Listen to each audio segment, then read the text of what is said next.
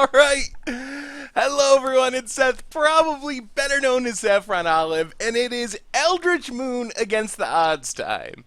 So last week I promised we would have a special episode for the first week of Eldritch Moon, and our special episode is a deck I'm calling Tainted Tree-skaidekaphobia. So basically, I knew I wanted to build around Tree of Perdition. Eldritch Moon is a great against the odds set, and there are so many cards I can't wait to play in against the odds. And make sure to follow the link in the video description to vote. We have an all Eldritch Moon poll, so you can vote on what you want to see next week on Against the Odds. But Tree of Perdition stuck out above the rest as a card that I just had to play right away on Against the Odds. So when I went to build this deck, I started off building a tree deck with one combo, a tree deck with another combo, and eventually I was like, alright, we're just going to play all the tree combos in the same deck. This is against the odds after all. Jam them all in there and cross our fingers, hope that it works out, and see what happens. So, a quick reminder before we break down the insanity of Tainted Tree-skaidekaphobia. If you enjoy this deck and enjoy Against the Odds, it would be awesome of you if you could take a minute, click the like button, subscribe to the channel, leave a comment. It would be much appreciated. A great way to support the site. Anyway, Tainted Tree-skaidekaphobia is built around the namesake card, Tree of Perdition. So Tree of Perdition, a 4-mana 0/13 with Defender. You can tap it to exchange target opponent's life total with Tree of Perdition's toughness. So there are actually a surprising number of combos, or at least synergies, depending on how you define combo, with Tree of Perdition in Standard. So let's kind of break down all the different things we are doing with Tree of Perdition. So first off, the most obvious one is Tree-skaidekaphobia, 4-mana enchantment, that basically, at the beginning of our upkeep, if a player is at 13 life, they lose the game. And then it does some other stuff. You can make players gain a life, lose a life, blah, blah, blah. But basically, this one is pretty obvious. Tree of Perdition has 13 toughness, so you can just tap it and set your opponent's life total to 13. If you have a Tree-skaidekaphobia on the battlefield, that will win you the game on the spot. So that's kind of combo one, the pretty obvious combo. So that's where we get the Tree-skaidekaphobia part of the deck name. Of course, there's a major problem with this, as we learned before playing Tree-skaidekaphobia, and that's that pain lands are pretty popular. So that's a way that we can set our opponent's life total to 13. Our opponent just taps a pain land to lose a life down to 12, and all of a sudden, the combo is completely shot. We're stuck with a 0/13 that isn't doing too much. We can reset our opponent's life total again, but then they'll just tap the pain land again. So there are some really common ways that people can disrupt this combo. So this was one of the first things I built, was just Tree and Tree-skaidekaphobia. See how this works. I was like, that just doesn't feel right. We need something more. So we have a second combo in Tree of Perdition and Tainted Remedy. This one isn't quite as obvious. So Tainted Remedy, a 3-mana enchantment. It says if an opponent would gain life, they instead lose that much life. So while it isn't directly written on the card, Tree of Perdition is a really good way to force your opponent to gain life. So let's say our opponent's at 20 life, and that's pretty likely because our deck isn't really good at damaging people outside of Tree of Perdition, which is a 0/13. So we aren't going to really be attacking our opponent too much in this deck. We're trying to combo off. So our opponent's at 20 life. We play the Tree of Perdition. We exchange life totals. Tree of Perdition becomes a 0/20, because its toughness becomes our opponent's life total. Our opponent's life total becomes 13. So, say we have a Tainted Remedy on the battlefield. Next time we activate Tree of Perdition, what would normally happen is our opponent's life total would go back up to 20, and Tree of Perdition's toughness would go down to 13. The exchange is back. However, that exchange, technically, even though it doesn't say gain life anywhere, an opponent is gaining life. Their life total is increasing. So when we have the Tainted Remedy on the battlefield and we do this, instead of gaining 7 life, going from 13 up to 20, our opponent's going to lose 7 life and go from 13 all the way down to 6.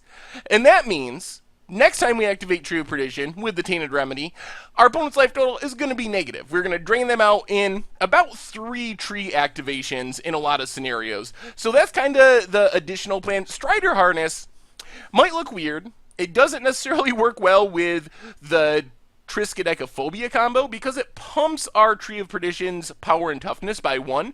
So our tree would be a 114 defender, which would mean our opponent's life total would become 14. Doesn't line up with Tree-skaidekaphobia.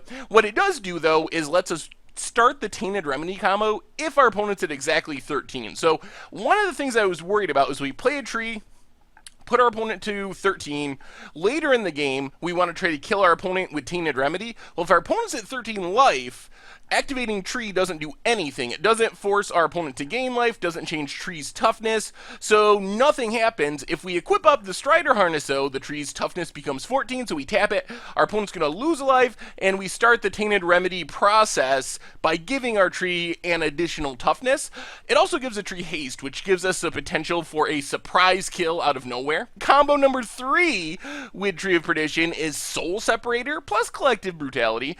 So we do have some tutors in this deck, that's why we can get away with the one-ofs, but Tree of Perdition, if it's in our graveyard, we can activate Soul Separator, which is going to give us a 1/1 flying Tree of Perdition token, and also a 0/13 zombie token, but the key piece here is that 1/1 flying Tree of Perdition token, so we can tap that, put our opponent's life total down to 1, and then Collective Brutality has a mode where we can drain for 2, our opponent loses 2 life, and we gain 2 life.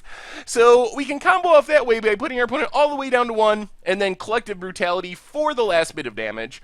And then, of course, we have the Assault Formation build of Tree Perdition. So combo number 4, our last combo, is Assault Formation, makes creatures deal damage equal to their toughness rather than their power, and we can pay a green to allow a creature with Defender to attack. So we can start beating down with a 0/13 Tree of Perdition. We also have some backups, including Permeating Mass. So Permeating Mass, I wanted a card that was a good roadblock against aggro decks, and Permeating Mass is pretty absurd against things like humans that are just playing a bunch of 2/1s. It blocks everything, plus it's a 3/3 with Assault Formation, so we can kind of use that to go on the beatdown plan, along with the Tree of Perdition with the help of Assault Formation. And then we just have a single Ishkana, a 5/5 for 5 if we have Assault Formation. The rest of the deck, we get a bunch of card draw / tutors and Dark Petition to find our one-ofs, our Soul Separator, our Assault Formation, find our Tree. Obnixilis and Read the Bones, draw some cards, help us find our combos. And then just a bunch of removal to stay alive. Grasp of Darkness, Murder, Ruinous Path, and Languish. Always just to stabilize. Languish is pretty sweet because it doesn't kill our Tree, obviously, but it'll kill most of our opponent's stuff. Ruinous Path hits Planeswalkers, Murder and Grasp, just instant speed ways to stay alive. And then, just a single Seasons Pass, I wanted a way to get Tree back from the graveyard. We have the Soul Separator, but I wanted something else. I wasn't exactly sure the best card to use. I thought about an actual reanimation spell. Then I realized, well, I might as well just play Seasons Pass. It gets back our Tree, plus it gets back our other combo pieces that our opponent may have killed with, like, Dramoka's Command, some of our enchantments, gets back some more removal to stabilize. So it's not really a key piece of our deck, but it's kind of like when everything goes wrong and our opponent kills all our stuff, we can eventually Seasons Pass it back and try to combo off again.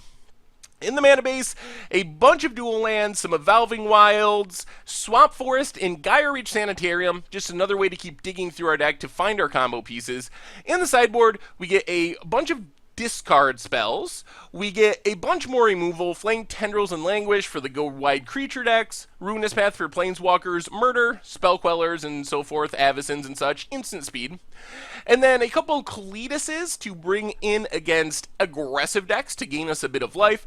Also, more toughness and power, so it does work with Assault Formation. And then another Obnixilis and another Read the Bones, mostly for grindy, control-ish matchups, where they're killing a lot of our stuff, burning through resources. This can help us keep up with Green-Black Delirium or various control decks, and keep drawing cards and finding combo pieces. So that is Tainted Tree-skaidekaphobia in Standard. And I really have no idea how this is going to work. It has some good things going for it. It has some good removal, has some combos that can win the game instantly or win the game fairly quickly. but I don't know. I really don't know how it's going to work. I'm hoping, my main hope is that we get several different tree kills. So I hope we get the Tree-skaidekaphobia kill. I hope we also manage to get the Tainted Remedy kill, maybe even the Soul Separator Assault Formation kills. Those are probably less likely, but they could still happen. So hopefully we get a few different kills with our Tainted Tree-skaidekaphobia deck. So I'm going to say that we win maybe 40% of the time, so it'd be 2 out of every 5 games. That might be a little optimistic. It might be better at like 33%, 1 out of every 3. So I think it's reasonable, but can it really compete in a world of spell quellers and bat companies? I'm not really sure. Another thing is how many pain lands the decks we run into. If we run into decks that are not playing pain lands, which is possible, allied color decks, straight allied 2-color decks, don't really have pain lands a lot of the time. In those decks, the potential of just comboing off with Tree and Tree-skaidekaphobia is actually pretty high. So if we run into a lot of those decks, I think it'll be good. If we run into a lot of pain lands, we can still win with all our other combos, but it's going to be a little bit slower and take multiple turns, give our opponent more time to draw into things to disrupt us. So, alright, I'm going to say 33% of the time we win. Anyway, thank you very much for watching. I hope you enjoy the gameplay videos. Make sure to vote for next week's Against Odds deck. Follow the link in the description of the video. Thanks again for watching, and I will talk to you soon.